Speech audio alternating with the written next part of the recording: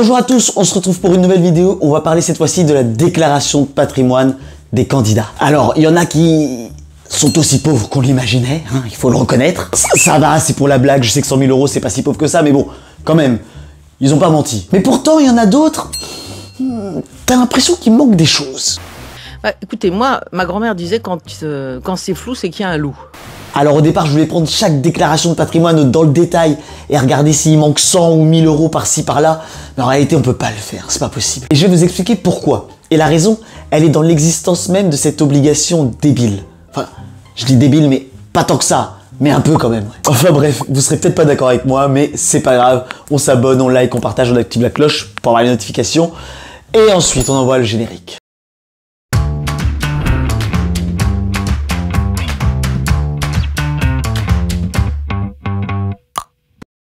Vous avez peut-être remarqué, mais à chaque élection présidentielle, les candidats doivent procéder à la déclaration de leur patrimoine auprès de la haute autorité pour la transparence dans la vie publique. Mais ça n'a pas toujours existé. Parce que dites-vous bien que sinon, il y en a qui auraient été game over depuis longtemps. En fait, ça existe depuis 2013. Pourquoi? Parce qu'en 2013, on a eu l'un des plus gros scandales de ces 10 dernières années avec l'affaire Cahuzac. Un génie ce mec. Ce monsieur a été président de la commission des finances de l'Assemblée nationale, ministre délégué au budget, alors même qu'il avait un compte bancaire à l'étranger, en Suisse en l'occurrence, qu'il n'avait pas déclaré à sa propre administration. Champion. Champion. Mais c'est pas tout. Non seulement il a eu le culot de porter la casquette d'inspecteur fraudeur, mais en plus, lorsqu'on l'attrape la main dans le sac, il vous dit ça. Je n'ai pas, monsieur le député, je n'ai jamais eu de compte à l'étranger, ni maintenant, ni avant. Un Oscar, hein, un Oscar. Will Smith, qu'en penses-tu? Bon, il faut reconnaître qu'il a eu du courage. Mais lorsque le mensonge était devenu trop gros pour être défendu, et que le monsieur, là, il a dû perdre son boulot, eh ben, il a fallu trouver une réponse politique à l'affaire Cahuzac. Et la réponse politique, c'est la loi pour la transparence dans la vie publique qui crée cette autorité.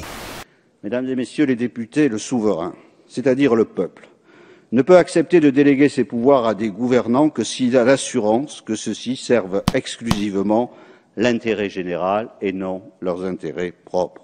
Cette exigence se manifeste par des obligations déclaratives nouvelles qui s'imposeront aux plus de 7000 responsables publics concernés par ces textes. Pour la prévention des conflits d'intérêts, nous vous proposons également une avancée démocratique qui fera date. Pour la première fois dans notre histoire, un texte législatif va donc définir la notion de conflit d'intérêts et mettre en place des outils pour les prévenir. Et le premier problème de cette loi, il est là, c'est qu'elle est hors sujet. Puisque, à la base, on ne veut pas que nos élus soient soupçonnés de près ou de loin de fraude et en l'occurrence fiscale. Et pour lutter contre ça, on leur dit quoi? Eh ben, c'est simple, lorsque vous vous présentez, vous allez, sur un petit bout de papier que je vais vous donner, écrire l'ensemble de votre patrimoine. Parce que vous imaginez une seconde que Cahuzac, qui avait un compte non déclaré à l'étranger, il l'aurait mentionné sur sa déclaration à la haute autorité pour la transparence dans la vie publique? Really? Si tu fraudes, mais tu fraudes jusqu'au bout, enfin, ça n'a pas de sens. Il faut être complètement débile pour imaginer que, tout d'un coup, frappés par la vertu républicaine, les élus, les futurs élus, mentionneraient sur ce bout de papier les comptes bancaires qu'ils ne déclarent pas à l'administration fiscale. Non mais, oh. Malgré tout, certains élus et candidats à la présidentielle doivent faire cette déclaration. Et vous voyez le problème, rien ne vous dit que la déclaration qui est déposée par l'élu est exhaustive ou correcte. Dans le viseur de la Haute Autorité pour la transparence de la vie publique, la HATVP, les déclarations de patrimoine de Jean-Marie Le Pen et sa fille Marine. Ces derniers auraient notamment sous-évalué 2 demeures, leur propriété commune à Rueil-Malmaison et à Saint-Cloud. Des biens qui n'auraient été déclarés qu'à 1/3 de leur véritable valeur. La différence représente environ 1 million d'euros pour Jean-Marie Le Pen et plusieurs centaines de milliers d'euros pour sa fille. Maintenant, ça fait bientôt 10 ans que cette loi est mise en œuvre. Et est-ce qu'on a le sentiment de vivre dans un État qui est exempt de conflits d'intérêts, notamment en ce qui concerne nos élus, et où la transparence a redonné de la confiance aux citoyens vis-à-vis de leurs institutions? Je crois pas, et je crois même que ça a empiré. Il y a qu'à regarder ce qu'on disait il y a quelques mois, ou plutôt ce qu'on n'a peut-être pas assez dit, en matière de conflit d'intérêts entre les membres du Conseil constitutionnel d'une part, et d'autre part l'entreprise McKinsey, à qui on a confié tellement de missions qu'elle s'est un peu transformée en décideur public. Je dis ça parce que quand on sait que le président du Conseil constitutionnel, c'est Laurent Fabius, et que son fils, il a chez McKinsey, Ça peut ne pas poser de problème. Si d'une part le Conseil constitutionnel et d'autre part McKinsey n'avaient pas tous les deux été amenés à se prononcer sur la politique sanitaire du gouvernement. Alors ça ne veut pas dire que les décisions ne sont pas prises de façon impartiale, attention. Mais le doute suffit à lui seul à entacher toute décision publique de potentielle partialité. Et ce doute-là, c'est la catastrophe. Bref, en réalité, il existe de nombreux cas dans lesquels on peut regretter que nos institutions manquent de transparence. Et pour moi, une loi efficace en termes de transparence dans la vie publique doit surtout, mais je dis bien surtout, avoir pour but d'éviter que les politiques se soient enrichis entre le début et la fin de leur mandat. Et au lieu de ça, on permet à nos élus de ne pas déclarer leur patrimoine antérieur. Alors que les mecs qui sont députés depuis 30, 40 ou 50 ans là, s'ils avaient déclaré ce qu'ils avaient en 80 et qu'on regardait par rapport à ce qu'ils ont aujourd'hui, on pourrait aisément savoir s'ils se sont enrichis justement et uniquement à hauteur de ce qu'ils devaient s'enrichir. C'est-à-dire on connaît leur rémunération mensuelle, on sait ce qu'ils ont gagné, donc on sait ce qu'ils ont. Si avec 7 000 € net par mois, la personne est passée à un patrimoine de 0 à 20 millions d'euros, ça fait peut-être un petit peu beaucoup. Et au lieu de ça, on tombe dans le voyeurisme qui consiste à demander à une personne qui a travaillé toute sa vie dans le privé l'étendue de son patrimoine lorsqu'elle devient membre du gouvernement. Alors Rolex, Bentley, bateau, appartement, voilà le patrimoine d'Éric Dupond-Moretti qu'il a déclaré évidemment le ministre de la Justice et qui fait polémique. Les médias qui jettent en pâture ce patrimoine, un patrimoine détaillé par l'Obs. Beaucoup d'articles de presse avec ces titres, je cite, l'incroyable patrimoine du garde des Sceaux, le luxueux patrimoine de Dupond-Moretti, un patrimoine très commenté sur les réseaux sociaux, certains internautes qui s'en offusquent. À la limite, on s'en fiche de ce qui est gagné avant dans le privé.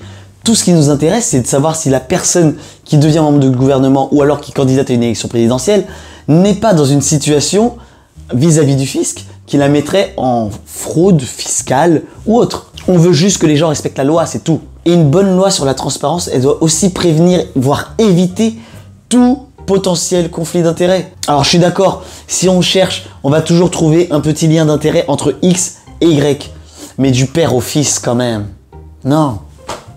Et pour le cas Macron qui fait beaucoup parler de lui, je vous avoue que pour moi, il y a un truc bizarre. Mais il semblerait qu'il n'y ait rien. Pourquoi ? Parce qu'il touche 15 000 € bruts par mois en tant que président de la République depuis 2017.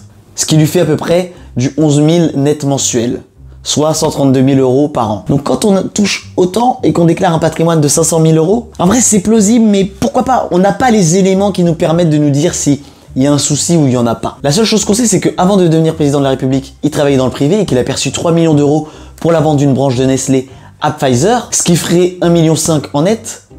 Mais du coup, où est cet argent ? Tu me diras, quand tu dépenses 1,5 million, normalement, tu le dépenses sur quelque chose qui entre dans ton patrimoine. Donc tu vas acheter une maison, un tableau, je ne sais pas, quelque chose. Mais bon, tu peux aussi aller en boîte de nuit et payer tes tournées et à la fin, ça t'a rien donné, quoi. Et peut-être qu'Emmanuel Macron, il va souvent en boîte de nuit. On sait pas. Et je vais même vous dire un truc. Cet argent-là, il a pu être dépensé, mais en réalité, c'est pas le rôle de la haute autorité pour la transparence dans la vie publique de contrôler les dépenses. Les dépenses, elles s'en fichent, elles regardent juste si la photocopie du patrimoine de la personne en question correspond à la réalité. Mais souvenez-vous que déjà en 2017, cette affaire, elle faisait débat. Le parti des affaires, ça n'est pas le mien, c'est le vôtre. Le parti qui ne va pas devant les juges, c'est le vôtre, pas le mien. Le parti des affaires, c'est le mien. Oui.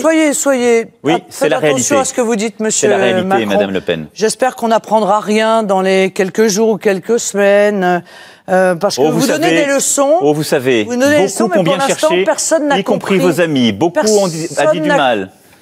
C'est bon ? Je peux parler ? C'est bon, allez-y, Madame Le Pen. Personne n'a compris les explications que vous aviez données sur votre patrimoine, en l'occurrence. Bon, entre-temps, il n'y a pas eu de scandale. Alors vous me direz, il est devenu président de la République quand même, alors qui est fou ? Qui est-ce qui va enquêter là-dessus ? Est-ce qu'il existe dans ce pays des journalistes d'envergure qui seraient capables d'enquêter sur une potentielle fraude fiscale d'un président de la République ? Je sais pas. Dans le même temps, vous me direz, et je vais finir par là, il est impossible de se défendre d'une action qu'on n'a pas commise. Je veux dire, comment voulez-vous prouver que je n'ai pas de compte à l'étranger ? Comment voulez-vous prouver que je ne suis pas un fraudeur ? Vous ne pouvez que vous baser sur ce que je vais vous dire. Vous ne pouvez que vous baser sur ce que je vais vous déclarer. Après, libre à vous de m'accorder du crédit ou non. En tout cas, ce qui est sûr, c'est que vous ne pouvez que me croire si je vous dis que je n'en ai pas, et vous ne pouvez qu'apporter la preuve irréfutable que j'en ai un si vous pensez que je mens. Autrement, tout le reste, c'est du blabla.